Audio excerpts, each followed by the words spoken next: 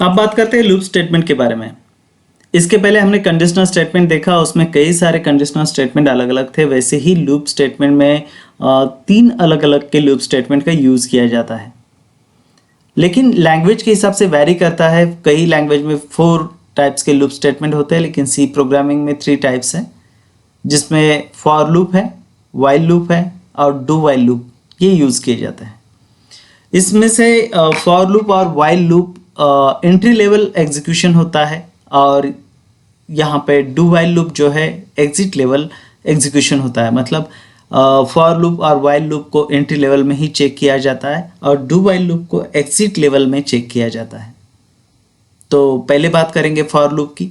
For loop का syntax अगर आप देखेंगे तो यहाँ पे लिखा हुआ है ओपनिंग पैरेंथेसिस में इनिशियलाइज एक्सप्रेशन, उसके बाद सेमीकोलन है टेक्स्ट एक्सप्रेशन, उसके बाद सेमीकोलन है इंक्रीमेंट और डिक्रीमेंट और क्लोजिंग पैरेंथेसिस है। उसके बाद यहाँ पे ओपनिंग करली ब्रास है और क्लोजिंग करली ब्रास है। उसके बीच में बॉडी ऑफ द लूप है। मतलब ये ओपनिंग और क्लोजिंग करली ब्रास मोर देन 1 लाइन है, तब हम इसे यूज़ करते हैं। लेकिन सबसे पहला क्वेश्चन यही होता है कि फॉर लूप को हम यूज़ क्यों करते हैं। तो कोई स्टेटमेंट अगर है उसे मल्टीपल टाइम एग्जीक्यूशन कराना है आपको, जैसे बॉडी ऑफ फॉर लूप लिखा हुआ है, इसमें जितना भी एरिया आएगा, जितने स्टेटमेंट आएंगे वो मल्टीपल टाइम एग्जीक्यूट कर सकते हैं एज पर द रिक्वायरमेंट। आप जितना चाहते हैं उसे एग्जीक्यूशन करा सकते हैं, वो कंडीशन आपको यहाँ पे देना होगा। तो ये सारी चीज़ें हम प्रैक्टिकल देखने की कोशिश करते हैं ताकि आपको फॉर लूप और लूप स्टेटमेंट समझ में आएगा।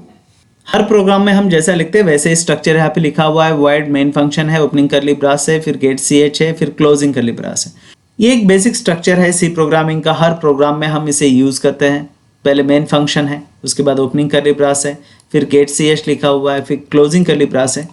तो इसके बारे में हम डिस्कस कर चुके हैं पहले। तो यहाँ पे मैं चाहता हूँ कि मुझे 10 नंबर प्रिंट करने हैं स्क्रीन पे।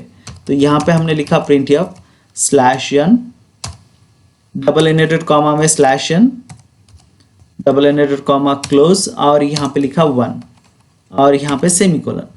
इसे कंपाइल किया और फिर रन किया तो इसने 1 नंबर को प्रिंट कर दिया। अब मुझे 10 नंबर को प्रिंट करना है, तो मैंने इस लाइन को कॉपी किया या फिर मैं टाइप कर सकता हूँ। यहाँ पे मैंने इसे पेस्ट किया, यहाँ पे 2 को अल्टर किया, फिर से हमने यहाँ पे 3 को लिखा। इस तरह से ये 10 टाइम लिखेंगे।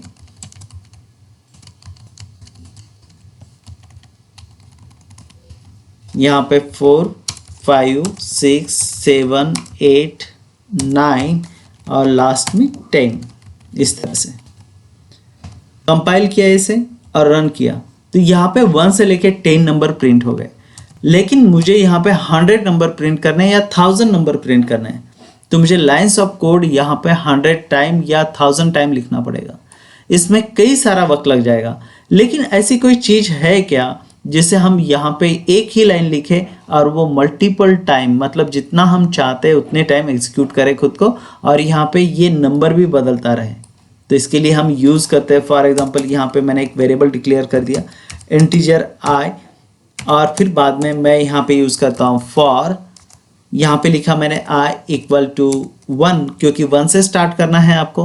तो i की वैल्यू इनिशियलाइज कर दी 1, सेमीकोलन। कहाँ तक उस लाइन को प्रिंट करना है तो हम उसे कंडीशन प्रोवाइड कर देंगे i less than equal to 10। इस तरह से लिखा। इसे हम 15 तक करते हैं, मतलब आपको डिफरेंस समझ में आएगा।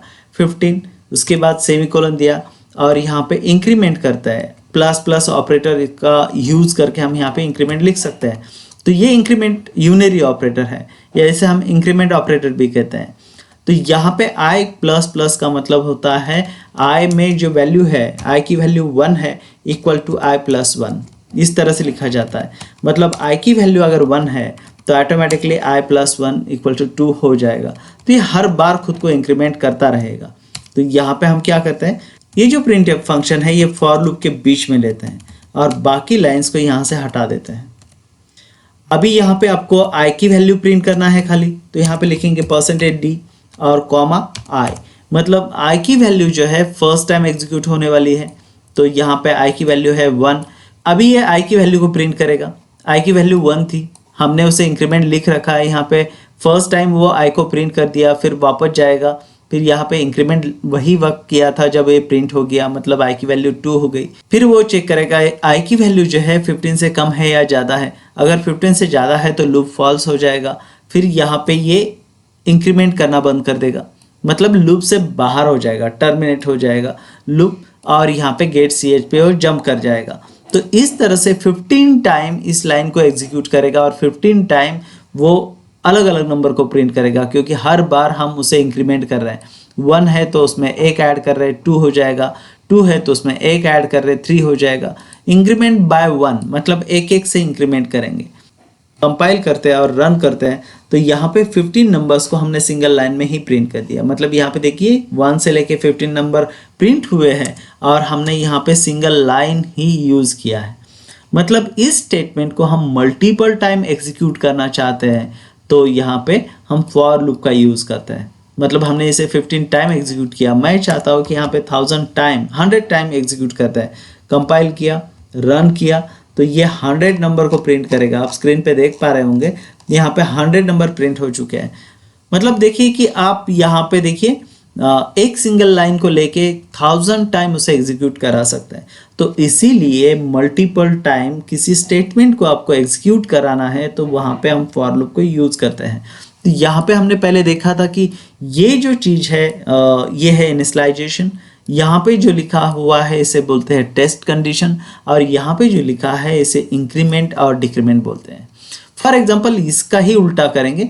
अगर आपको 1 से लेके 100 तक आपने नंबर प्रिंट किए, मैं चाहता हूँ कि 10 से लेके 1 तक ये रिवर्स ऑर्डर में प्रिंट करें, तो हम पहले i की वैल्यू 10 कर देते हैं और यहाँ पे ग्रेटर दैन इक्वल टू 1 कर देते हैं, ग्रेटर दैन इक्वल टू 1, और इससे माइनस माइनस करते हैं। मतलब i की वैल्यू अगर यहाँ पे 10 है तो -1 मतलब 9, -1 मतलब 8, -1 मतलब 7, इस तरह से इसे प्रिंट करेगा। इसे कंपाइल किया और रन किया तो देखिए 10 -1 9 -1 8 -1 7 -1 6, इस तरह से ये प्रिंट कर रहा है। मतलब आप उसे रिवर्स ऑर्डर में भी प्रिंट कर सकते हैं। तो इसे कहते हैं डिक्रीमेंट ऑपरेटर। मतलब यहाँ पे डिक्रीमेंट बाय 1 इस तरह से होगा, मतलब i की वैल्यू जो है हर वक्त -1 करेगी। तो यहाँ पे इस तरह से लूप स्टेटमेंट का यूज़ किया जाता है for the multiple time execution. तो इसके कई सारे एग्जांपल्स हैं, वो हम एग्जांपल भी देखते हैं।